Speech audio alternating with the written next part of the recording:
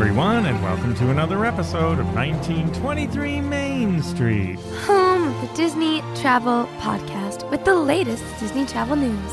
We are your hosts. I am Mike Braddock. And I'm Amelia Braddock. And today, park hopping, park passes, and more in 2024 at Walt Disney World. And Disneyland's Downtown Disney is getting some new food offerings. Yes, in the news this week, something to sort of be happy about, but there is a dark side to this, or sort of an underside that doesn't affect everyone. I mean, let's talk about park passes and park hopping. So park hopping was the big story this week.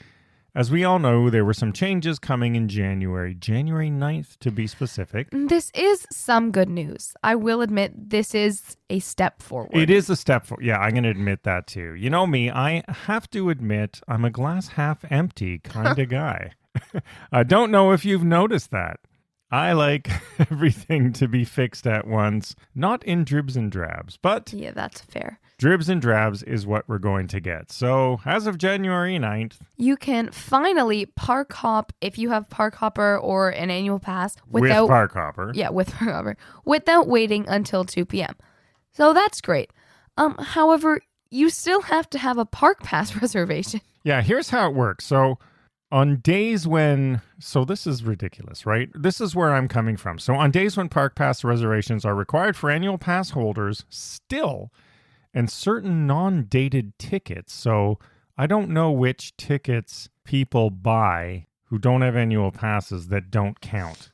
I'm a little bit unclear on that. I'm assuming if you spend a week in a hotel and you buy your tickets with it, that counts. If you just buy a 5-day pass, but you haven't attributed a date to it, it doesn't count. You know, this is where it gets a little bit silly. Anyway, on days when theme park reservations are required for annual pass holders and certain non-dated tickets, pass holders and guests will be able to take advantage of the updates to Park Hopper access after visiting their first park. So this is where it gets still so silly. For example, if you have a reservation at Epcot, so you've still made your park pass because you're an annual pass holder, and then you have to run into the park when it opens at 9, and then you can go anywhere you want later. Yeah. So they're still making us run into the park, but... Well, because what I said was essentially, let's say you want to go to Magic Kingdom, but it's full that day. So instead you just book Animal Kingdom, check in at Animal Kingdom, and then immediately run to Magic. Yeah. So Magic Kingdom's still going to get full. No, they do have a stipulation that subject to availability. So, and that was always the case with Park Hopper. And here's my biggest beef with all this. So first of all, let me talk about what they are doing. So they're having these even sillier good to go days, they're calling them. Yeah. So a good to go days, which also starts in January, are going to be certain days that Disney's going to say on their calendar, hey, annual pass holders, you don't need a park pass today. So these are obviously going to... Yeah, well, they're not going to be when we go because they're going to be probably the lowest traffic days. Well, so naturally. That's great if you're a local, right? And this is my whole thing.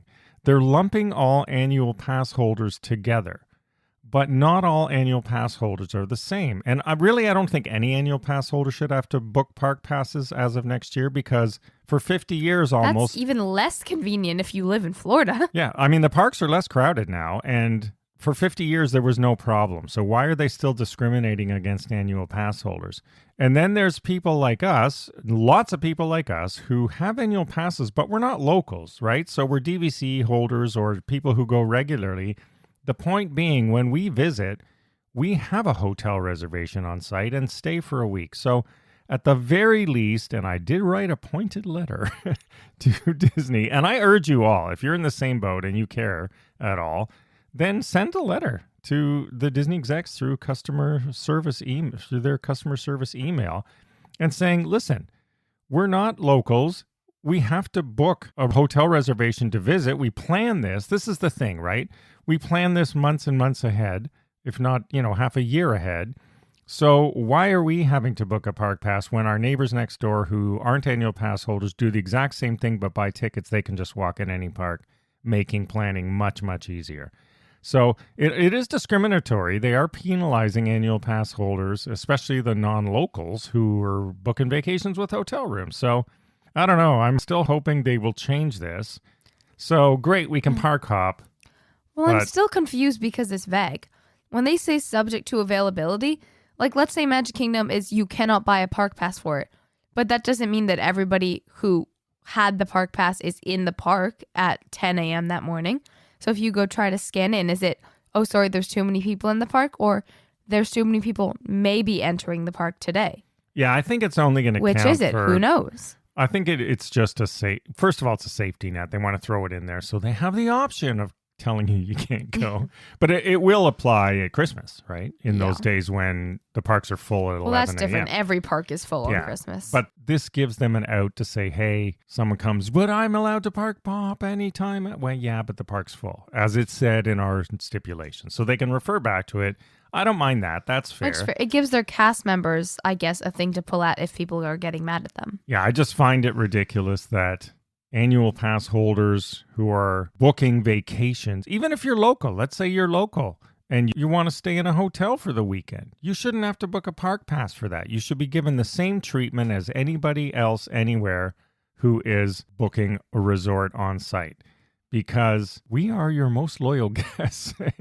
Annual pass holders and Disney Vacation Club members, and the combination of the two are the most loyal guests. So it was fine for 50 years. I don't know what is the issue now. I think they need a medium. If they were just like book, a time where you're going to be using your annual pass without booking a specific park, even that would be fine. Because when you buy a data ticket, you alert them that they're going to be there. Fine. Book, like a hotel room, tie it to park entry.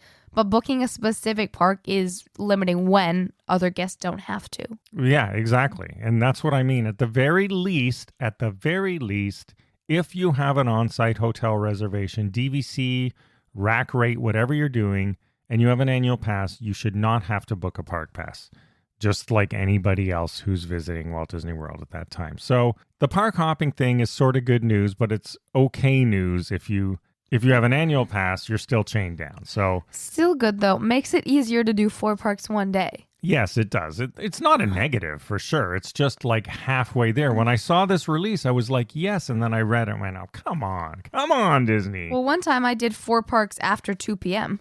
Yeah, I don't see what the big deal is. You can do it. Depends what your personal rules are. Did you go on a ride in every park? I went on a ride in 75% of the parks. So you missed one park with a ride. So yeah, but I ate in that park. It's sort of like our Great Saratoga Springs Pool Hop Challenge, where we do all 5 pools at Saratoga Springs Resort in 27 minutes, whatever our record is. 26? 23 minutes. But we say you have to spend at least 1 minute in the water in each pool. But I had a meal in the park. So I think it counts. Yeah, so as long as you're not stepping in. I'm inside, and then boom, you're out. So you have to go in the park and either eat something, buy something, or go on a ride. I don't know. Whatever your personal rules are. We did find out, unfortunately, they do not give out the certificates anymore. They used to give you the 4 parks 1 day certificate at the hotel. It's harder desk. now because you're in a time crunch. Now the cast members didn't even know what we were talking about at the Grand Floridian.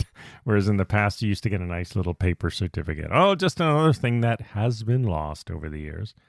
Anyway, park hopping is back starting January 9th.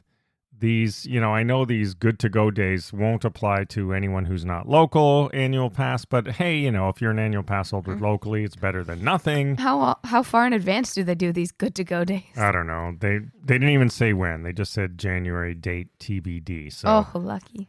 I don't know if they'll be month to month on the calendar or if we will see them for the entire year or how it's going to work, but park hopping back, park passes bad for annual pass holders still. So it almost like, wow, maybe we shouldn't have bought an annual pass. That's probably what they want, right? Because they make more money off the ticket holders if you go 3 weeks a year like we do. I don't know that I would go quite so far the other way. It's just annoying. I mean, anyway, it should at least free up the calendar for booking park passes, unless they're reducing the number of park passes that they'll allow. We'll see, which means we should probably get on that for our next one coming up in the spring. It just doesn't really make sense.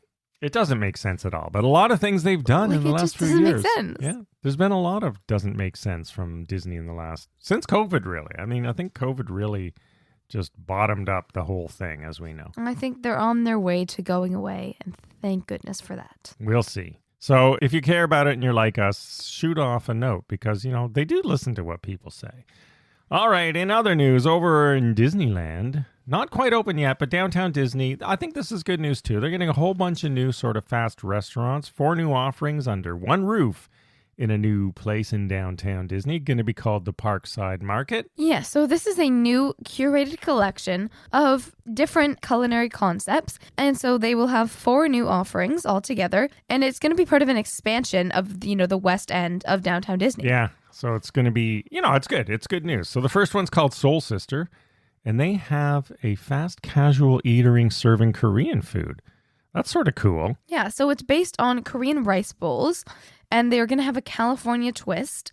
So executive chef Kelly Kim is going to showcase the different Korean flavors through marinated meats and different vegetables with savory sauces over rice, noodles, salad. And there's also going to be some appetizers, an Asian-inspired breakfast menu, and handcrafted drinks. All right, so that's good. And then the next one's going to be called Sip and Sonder.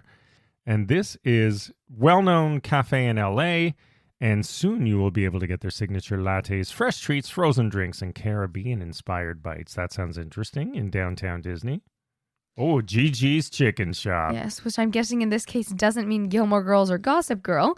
So this was founded by James Beard, award winner Rob Katz and Kevin Boehm. Yes, alongside Michelin star chef and partner Lee Wolin.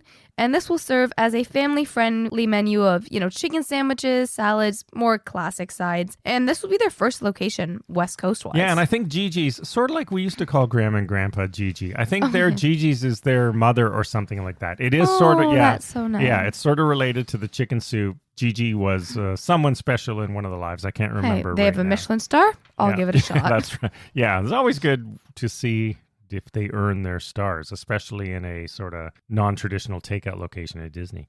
Yes. And then there's one called Second Story Bar. So this will be an alfresco spot, and this will have signature craft cocktails. There we go. Oh, and mocktails. And mocktails. All right. Yeah. So this will use some local ingredients, artful garnishes, and there will be different selections like frozen lemonade, frosés, espresso martinis, shareable cocktails, and spirit-free drinks. So as you're saying this, this is an Instagram stop for sure. There's going to be some nice fancy all of these. Yeah, we're going to have to definitely try that and take some photos and post them here and on GrandOneLounge.com as well. Yes, for sure. And then there's some there's a new stage and lawn area. We talked about this before, also coming to the West End. So that's lots of new stuff coming there, and more stuff even coming in the future. More food, more Michelin star. Yeah, and ethnically diverse food, which I love to sample all this stuff.